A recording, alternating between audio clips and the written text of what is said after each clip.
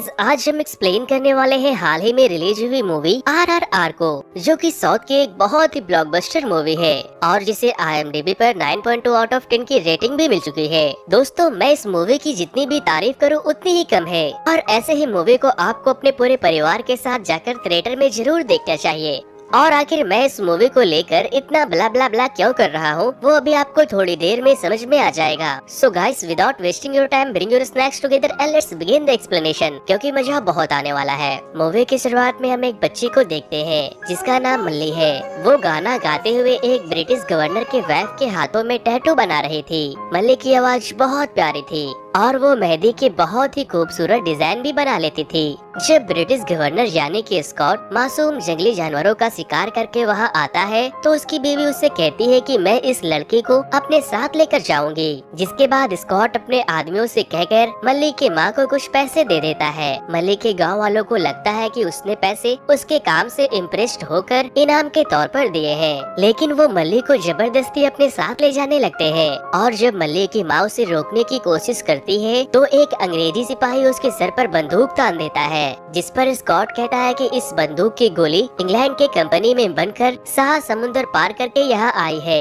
इसकी कीमत इन जंगलियों के जान से ज्यादा है। जिसके बाद वो सिपाही वहाँ पास में पड़ी एक बड़े से लकड़ी के टुकड़े को उठाकर मल्ली के माँ के सर पर मार देता है और वो बेचारी वहीं पर मर जाती है। फिर हमें पुराने समय में दिल्ली का सीन दिखाया जाता है, जहाँ लोग लाला लाजपत के गिरफ्तार होने की वजह से प्रोटेस्ट कर रहे थे। इसी प्रोटेस्ट में हम इस मूवी के मेन कैरेक्टर अल्लूरी रामा राजू को देखते हैं, जो कि ब्रिटिश पुलिस में एक ऑफिसर था। फिर जब एक प्रोटेस्ट कर रहा व्यक्ति पत्थर फेंकता है तो वो पत्थर ब्रिटिश किंग जॉर्ज के फोटो के ऊपर लग जाता है, जिस वजह से ब्रिटिश कमांडर बहुत गुस्से में आ जाता है और अपने सिपाहियों को आदेश देता है कि जाओ और उसे किसी भी हाल में पकड़कर यहाँ ले आओ। लेकिन भीड़ को देखकर कोई भी पुलिस वाला उनके करीब जाने की हिम्मत नहीं करता। लेकिन राम एक लठ लेकर उस भीड़ में अकेले ही घुस जाता है और राम पूरे भीड़ से अकेले ही भिड़ जाता है। गाँव वाले राम के ऊपर टूट पड़ते हैं और उस प्रोटेस्टर को बचाने की बहुत कोशिश करते हैं, लेकिन राम अपने डंडे से उन्हें खूब मारता है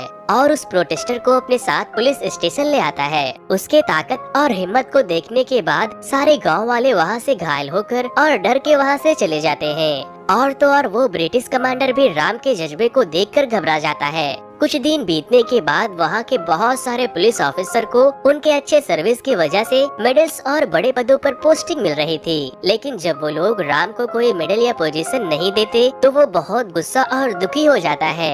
फिर एक दिन निजाम का एक खास आदमी एडवर्ड से मिलने आते हैं। वो उसे बताते हैं कि हाल ही में जब स्कॉट सर अपने परिवार के साथ आदिलाबाद आए थे तो वो अपने साथ गोंडों की एक बच्ची को ले आए, इसीलिए नवाब साहब चाहते हैं कि आप उसे वापस लौटा दो। जिस पर एडवर्ड बोलता है तो क्या हुआ, गोंडों के सींग होते हैं क्या? वो उन्हें बताते हैं कि सर वो बहुत ही भोले भाले भेड़ों की तरह है, हर जुल्म को चुपचाप बर्दाश्त कर लेते हैं, लेकिन जब उनके झुंड का एक भी मेमना खो जाता है तो वो लोग पागल हो जाते हैं। इसीलिए उन लोगों का एक गडरिया होता है जो दिलो जान से उनकी हिफाजत करता है। मैं यहाँ आपको यही बताने आया हूँ कि वो गडरिया दिल्ली आ गया है और वो उसे लिए बिना वापस नहीं जाएगा, चाहे उसके लिए उसकी जान ही क्यों ना चली जाए। जिसके बाद एडवर्ड अपने सारे ऑफिसर को बुलाकर उसे ढूंढने को कहता है। स्कॉट की बीवी कहती है कि जो कोई भी उसे ढूंढ कर लाएगा मैं उसे स्पेशल ऑफिसर बना दूंगी। तभी राम वहाँ पर आकर कहता है कि आपको वो गडरिया जिंदा चाहिए या फिर मुर्दा।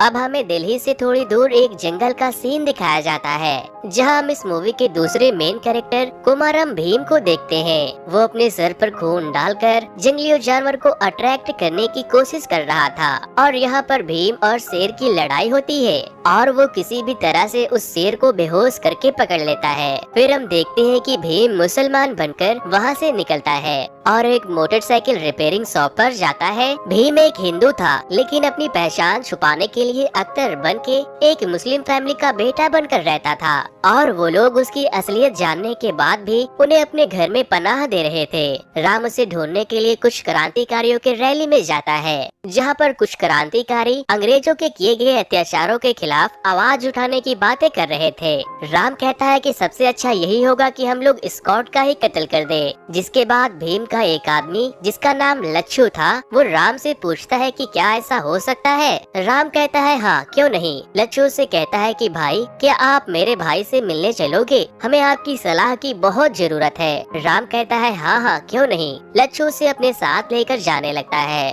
और तभी रास्ते में एक चेक पोस्ट पड़ने की वजह से लच्छू को ये समझ में आ जाता है कि वो एक पुलिस वाला है, इसीलिए वो वहाँ से भाग जाता है। राम उसका पीछा तो करता है लेकिन वो उसे नहीं पकड़ पाता।